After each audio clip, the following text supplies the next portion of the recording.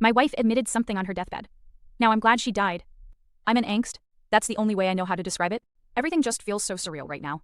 My wife and I have been together for the last 35 years. We married young and had our daughter around 10 years later.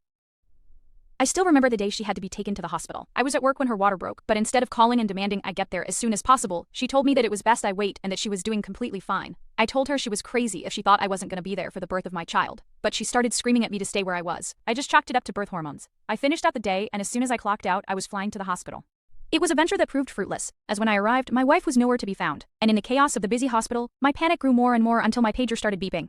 It was my wife's number, and in a confused hurry, I found the nearest phone to take her call. She was already home, asking me where I had been. After a little back and forth about the sheer audacity of that statement, I got in my car and drove home as quickly as I could. When I got there, I found her curled up in her chair in the living room, cradling our baby and looking both exhausted and completely drained. Under normal circumstances, this should have been one of the happiest moments of my life. But, really, all I felt was confusion. Why? Because we were scheduled to have a baby boy for her entire pregnancy. That's what the doctors kept telling us. Her explanation was that there had been some kind of mistake with the paperwork. Pretty expensive mistake, I guess, because we had spent hundreds on clothes and toys for a boy.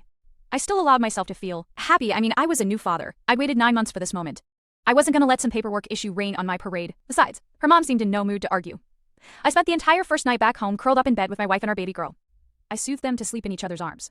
I rubbed my wife's back. I held the baby when she cried. It was the start of our new life. From that moment on, I worked my ass off to give them a decent life. Kept food on the table, kept the lights on in the house. I'd even save up every month for big gifts like jewelry and swing sets. Watching my daughter grow up was one of the most magical experiences of my life. Watching her go from her first steps to her first day of school, seeing her grow into a blossoming young woman, and eventually walking across the stage for her high school graduation. It was weird though, nobody ever said we looked alike.